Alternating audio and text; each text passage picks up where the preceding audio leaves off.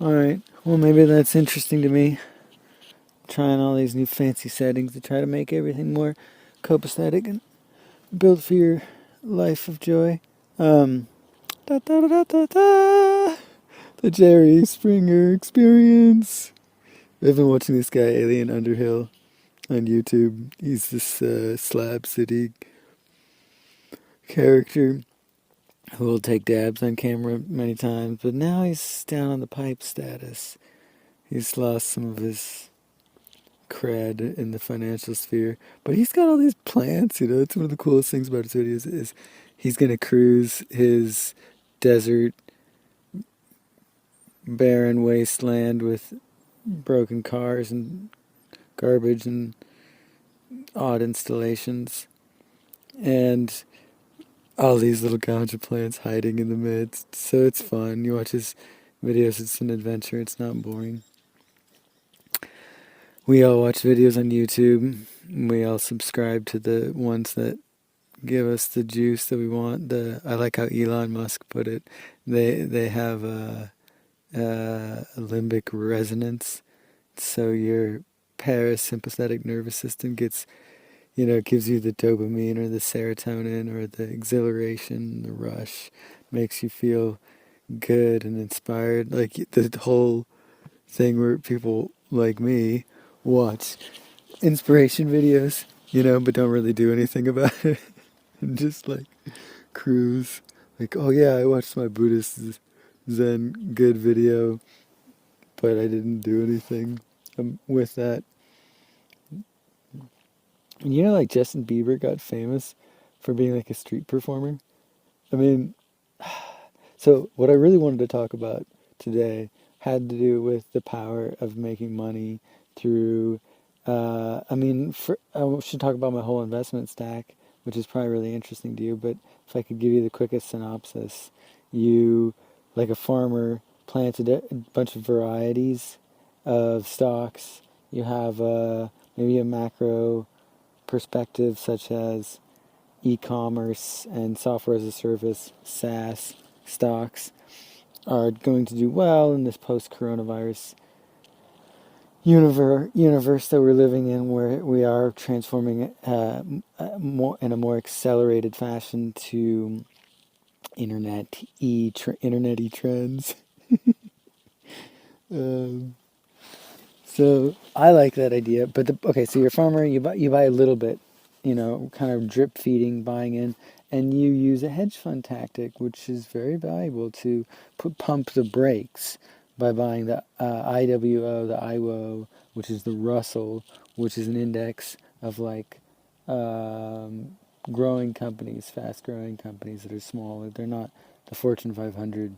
They're not the S&P big companies. So they're more representative of that investing style for me, which is great, and I really like it. And if I can get 0.25% a day, that's great. Sometimes you're going to have +1% or +2% a day, but you'll have to pump the brakes too, and ideally be able to hold over a long period of time, a year, so you can sell at the long-term capital gains. But the big money, and I believe you should acknowledge this, is in owning. You have to own. You want to sit on these companies that will continue to do well for you year after year, and be prudent this way. As a farmer, if you sell a crop, or you get a crop of stocks, like you're as a farmer, and this particular thing you planted, this stock was great.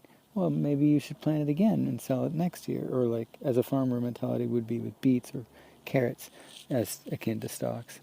And I expect in this way to double my capital, unlike any other investing strategy.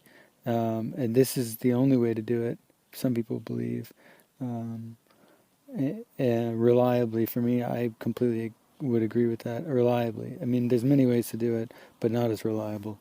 The being able to pump the brake by buying an ETF or an index fund or some hedging strategy, like I said, mine is to short the Russell when as it's the trend is no longer up.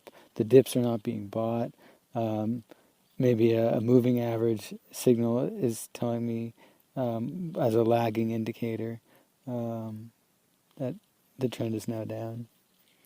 Okay, so there's the short synopsis for trading. I mean, I could sit here for the next 19 years sharing topics from Peter Lynch and this book, which was recommended to me, which isn't another part, obviously, blah, blah, blah. Like every other YouTube video, they're going to recommend some regimen, blah, blah, blah. I'll try to give you my spiel. Common Stocks and Uncommon Profits, Philip A. Fisher.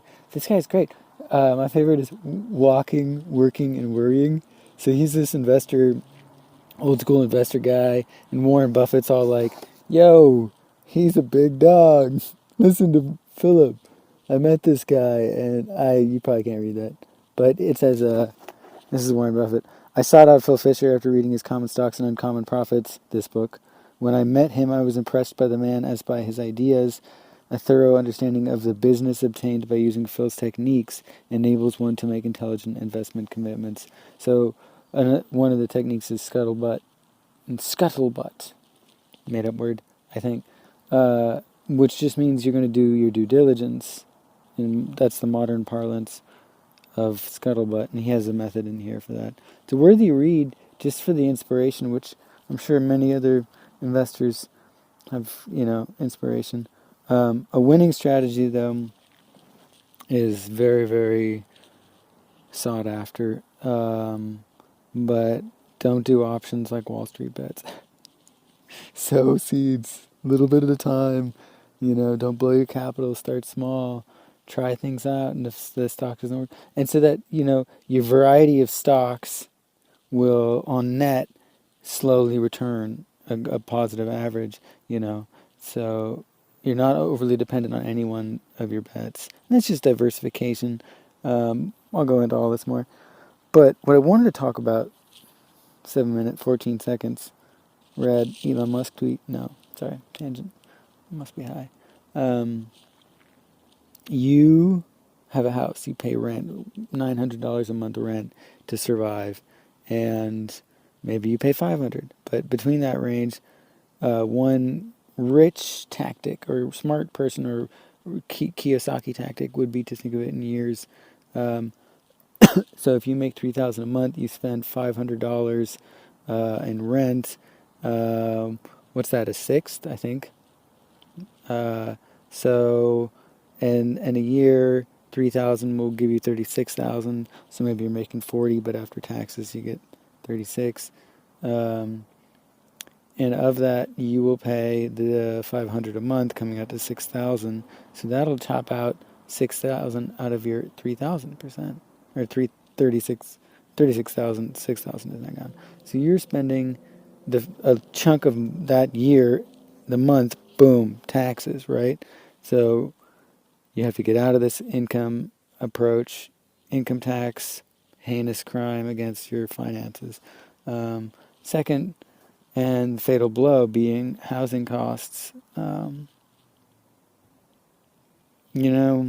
It's really an impossible task for some people to ever get out of it for various reasons, from it's not comfortable to go off grid, survivalist, to they don't know how, and there's a lot of things you're going to have to learn and figure out. It's not safe in my area because there's criminals, or there's real drug dealers, or there's stuff out there that's going to make you sick, etc. Or there's no resources, and it's a whole thing, and it's not for everybody. But the reality is, as a spectrum of individuals, we look at, most people are able to be in a functional state enough to pay the rent, to pay the tax, to go to work, to make it all work, to not be overly worried that they are not able to save the majority of most of their hours are going towards things they don't even really want, right? And this is in the details. The devil is in this detail, because it's so disturbing to discover that fact for yourself. 90% or 40% or whatever it is for you is just going towards something I have to be subservient: my rent, my car, my house, my girlfriend, my boyfriend, my indulgences, my vices, my video subscriptions, my investment that are wild and speculative and not sensical and not thought out and are not built on foundational tools, built on a strategy that works, that works, that is reliable, that is, forget all that.